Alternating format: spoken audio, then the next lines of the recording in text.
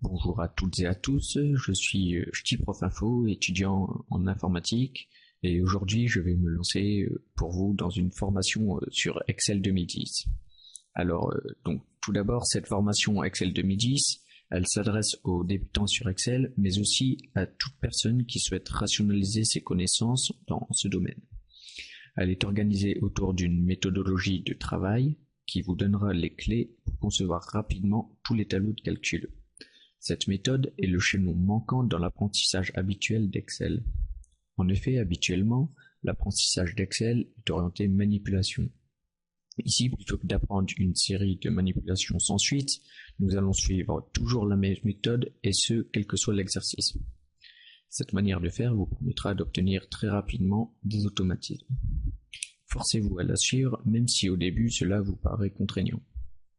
Les exemples que nous allons utiliser sont directement issus de la vie professionnelle. Nous aborderons donc les tableaux de calcul, les graphiques, les tableaux croisés dynamiques ainsi que les listes, mais aussi toute manipulation de gestion comme la manipulation des feuilles, des classeurs, l'impression, etc. Pour chaque exercice, nous partons du principe que vous savez réaliser le calcul vous-même sans Excel. Car si ce n'est pas le cas, commencez par apprendre comment faire ce calcul, puisqu'il est impossible à expliquer à Excel ce que vous ne savez pas faire vous-même. Je vous rassure, les exercices que nous ferons ne seront pas extrêmement difficiles, mais auront un niveau de difficulté croissante. Nous commencerons donc par des simples tableaux, puis nous compliquerons par des tableaux de gestion de stock par exemple, ou de suivi de comptabilité. Nous allons donc commencer tout de suite par un petit parcours rapide d'Excel 2010, puis nous verrons aussi un peu le vocabulaire à savoir afin de comprendre les différentes tâches à effectuer. Je vous souhaite donc une très bonne formation. L'interface des produits Office est complètement différente depuis la version 2007. Les menus et sous-menus ont laissé la place aux onglets, rubans, groupes et icônes. Lorsque l'on vient d'une version antérieure de produits Office, il nous faut un petit temps d'adaptation. Le nouveau concept est orienté tâches à accomplir. Si je souhaite insérer un graphique dans ma feuille, je vais utiliser l'onglet Insertion. Dans cet onglet, l'on trouvera la possibilité d'insérer n'importe quel type de graphique. Chaque manipulation commence donc par la sélection de la zone sur laquelle l'on veut agir, puis le choix de l'onglet à utiliser. Sous l'onglet que l'on a sélectionné apparaît un ruban, toute cette partie-là. Un ruban est composé de groupes, le groupe presse-papier, le groupe police, le groupe alignement, le groupe nombre, etc. de l'onglet accueil. Le groupe thème, le groupe mise en page, le groupe mise à l'échelle de l'onglet mise en page. Dans chaque groupe, nous trouvons des icônes symbolisant l'action à accomplir. Par exemple ici, l'icône marge va me permettre de régler les différentes marges de mon document. Dans cette nouvelle version Office 2010, le bouton Office de la version 2007 est remplacé par l'onglet Fichier.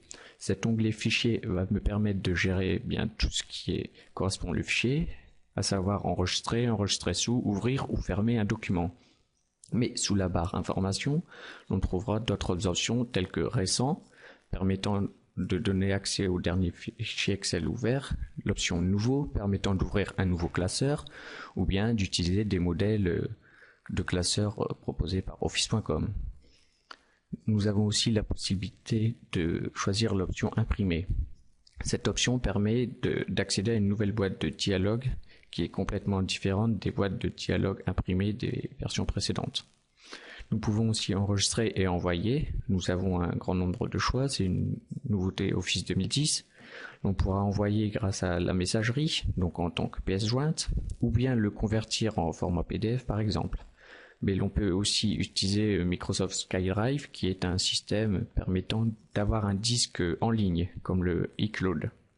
Microsoft met à disposition 25 gigaoctets de stockage, permettant de dupliquer notre travail sur un serveur externe, en dehors de notre ordinateur, et éviter ainsi toute panne.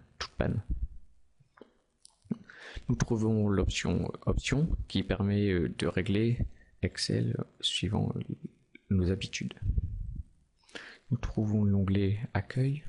Cet onglet Accueil contient les icônes les plus couramment utilisées comme les alignements, gauche, centré, droite, etc. Ou bien le choix des polices de caractère.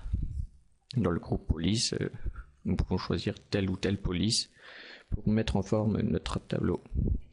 Dans certains groupes, nous trouvons une petite icône en bas à droite. Cette petite icône en bas à droite donne accès à une boîte de dialogue offrant plus de possibilités que ce qui est proposé par les icônes. Globalement, l'onglet Accueil contient tous les outils nécessaires à la mise en forme de notre document. Passons à la mise en forme. À l'onglet Insertion, il permet d'intégrer des éléments externes comme des graphiques, ou bien aussi des images, des photos, des clip art, des formes, des smart art, ou bien, nouveauté Office 2010, nous pouvons insérer une capture d'écran qui se mettra directement dans notre document.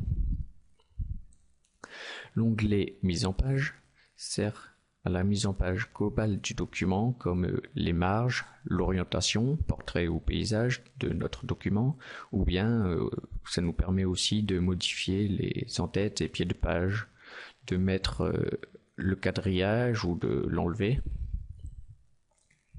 en cochant ou décochant la case. L'onglet Formule est un onglet qui est propre à Excel. Autant les onglets précédents on les retrouve dans tous les logiciels d'Office, mais Formule est propre à Excel 2010.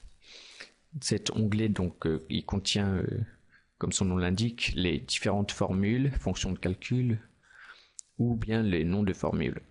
Si on cherche une fonction de calcul financière ou une fonction de calcul sur les dates et les heures, etc. L'onglet Données permet d'utiliser Excel comme un gestionnaire de listes, mais non comme une base de données. La base de données dans la suite Office, c'est Access. L'onglet ici permet de gérer juste des listes, de faire des tris dans ces listes, de filtrer ces listes aussi, qui est très pratique. Si on contient plusieurs centaines de listes, on peut sortir toutes les personnes qui ont telle caractéristique par exemple. L'onglet Révision permet par exemple de protéger la feuille ou le classeur, laissant disponible à la saisie que les zones préalablement définies.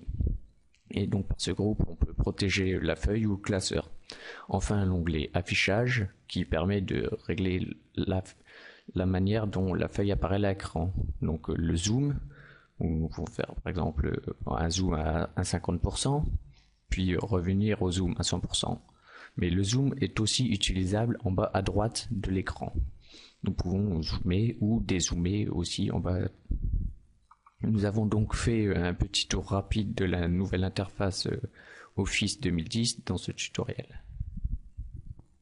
Merci beaucoup pour votre écoute et puis à la prochaine fois pour une nouvelle vidéo. Allez, bye!